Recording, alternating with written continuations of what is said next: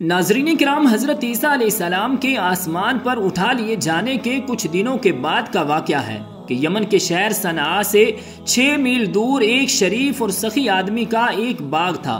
وہ جب بھی اپنے باغ کے پھل توڑنے لگتا تو فقیروں اور مسکینوں کو بلا کر اعلان کر دیتا کہ جو پھل ہوا کی وجہ سے ٹوٹ کر گریں یا ہماری جھولی سے الگ جا پڑیں وہ سب تم لوگ لے لیا کرو، اور خالص اپنے حصے میں سے بھی 10واں حصہ ان کو دے دیتا۔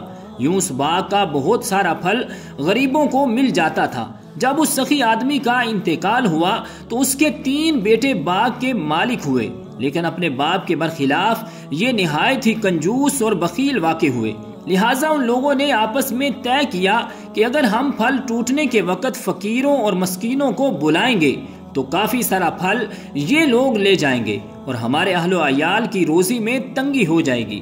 اس شیطانی وسوسے کے زیر اثر ان تینوں بھائیوں نے قسم کھا کر یہ طے کر لیا کہ ہم لوگ سورج نکلنے سے پہلے ہی باغ کا سارا پھل توڑ لیں گے تاکہ فقراء اور مساکین کو خبر ہی نہ ہو۔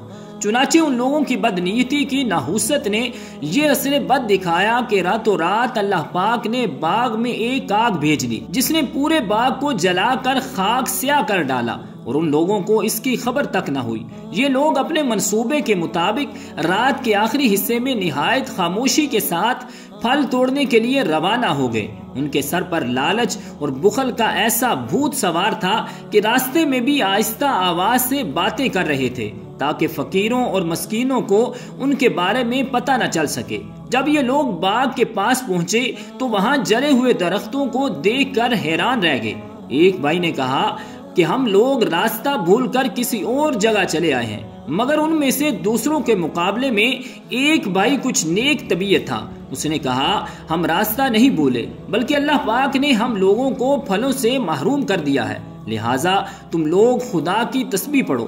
پھر ان لوگوں نے یہ پڑھنا شروع کر دیا، سبحان ربنا انا کنا ظالمین، باقی ہے ہمارے رب کو، بے شک ہم ظالم تھے کہ ہم نے فقیروں اور مسکینوں کا حق مارنے کی کوشش کی۔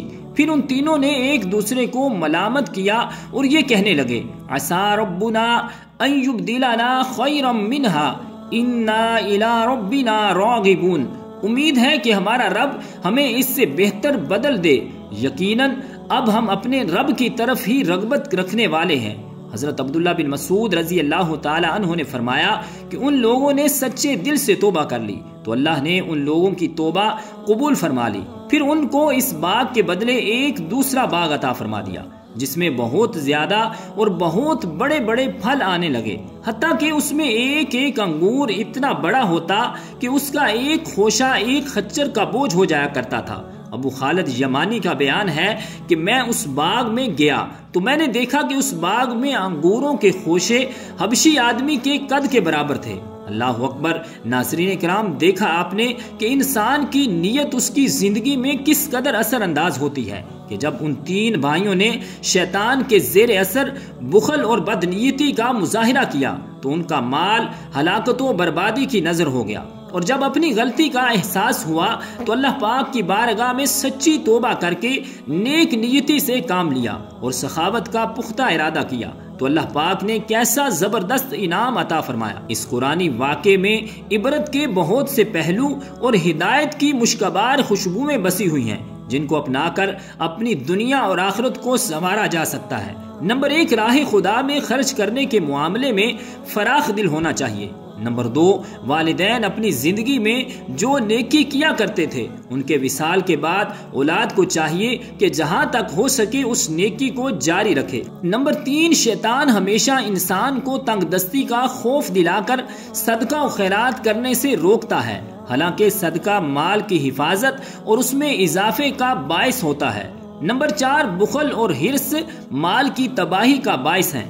نمبر 5، اگر کوئی شخص غلطی کا احساس دلائے تو اسے تسلیم کر لینا چاہیے۔ نمبر 6، اپنے برے اعمال کی سچے دل سے توبہ کر لینی چاہیے۔ تو رب ذوالجلال کی بارگاہ اقدس میں دعا ہے کہ خالق کائنات ہمیں عمل کی توفیق اور ہمت عطا فرمائے، آمین، بجاہ النبی الکریم الامین۔